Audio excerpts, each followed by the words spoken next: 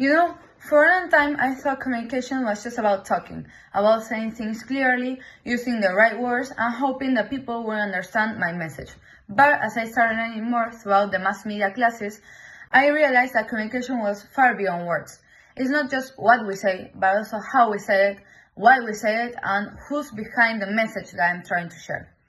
Throughout critical theory and cultural studies, I began to understand that communication isn't innocent.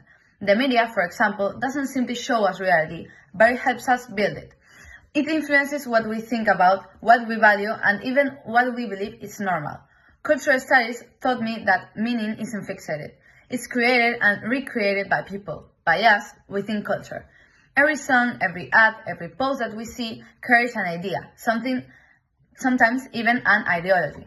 That's why critical thinking is so important, because it allows us to question the things that we pretend as truth.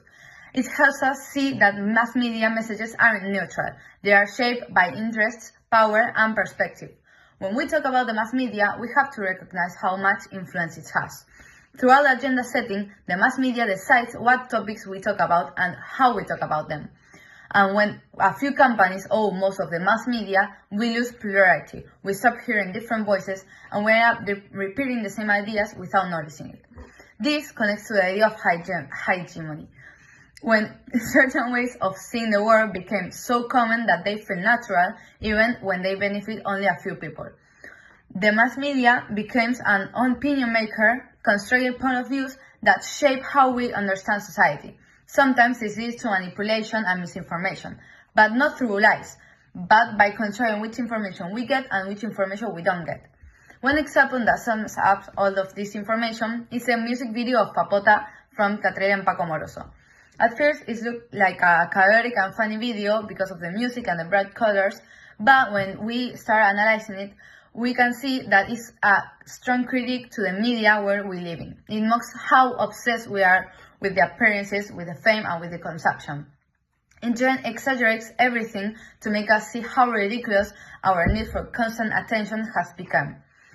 Papota uses the same language that the mass media uses, but it turns it into something that makes us reflect. It shows how culture can also be a space of resistance, where communication becomes a way of questioning rather than accepting. After learning all this through the mass media class, I realized that communication isn't just sending a message. It's about being aware of their impact, about understanding how power works through our words, images, and symbols. Communication can be manipulated, but it can also open our eyes. It can divide people, but it can also bring us together. So after analyzing all of this year of the mass media class, I can say that my personal conclusion is that after learning all of this, we can start using more consciously the mass media and questioning everything before we start believing, to think before speaking, and basically to be aware that the mass media is controlled and is not a free space where everything is like common, but rather a place where everything is very controlled and is not very innocent as we think naturally.